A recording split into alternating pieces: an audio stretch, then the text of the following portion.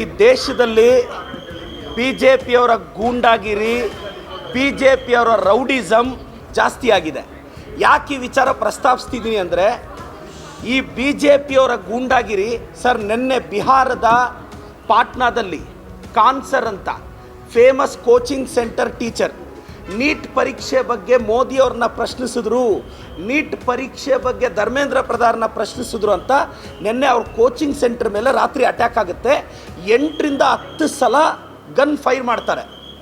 ಒಬ್ಬ ಕಾನ್ಸರ್ ಅಂತ ಬಡವ್ರ ಮಕ್ಕಳಿಗೆ ಪಾಠ ಹೇಳ್ಕೊಡೋ ಟೀಚರು ಕೇಂದ್ರ ಸರ್ಕಾರದ ವಿರುದ್ಧ ಮಾತಾಡಿದ್ರು ಅಂತ ಬಿ ಜೆ ಪಿ ಗೂಂಡಾಗಳು ಹೋಗಿ ಬಿ ಜೆ ಪಿ ಬೆಂಬಲಿತರು ಕೋಚಿಂಗ್ ಸೆಂಟ್ರೇ ಪುಡಿ ಮಾಡಾಕಿದ್ದಾರೆ.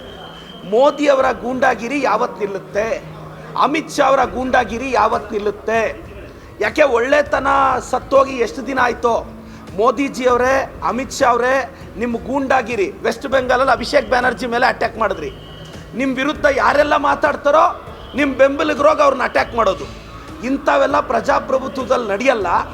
ಇವತ್ತು ಕಾನ್ಸರ್ ಅಂತ ಸರ್ ಬಿಹಾರಲ್ಲಿ ದಯವಿಟ್ಟು ತಾವು ನೋಡಬೇಕು. ಕೋಚಿಂಗ್ ಸೆಂಟರ್ ಮುಂದೆ ಹೋಗಿ ಯಾವನಾದರೂ ಗನ್ ಫೈರ್ ಮಾಡ್ತಾನಾ?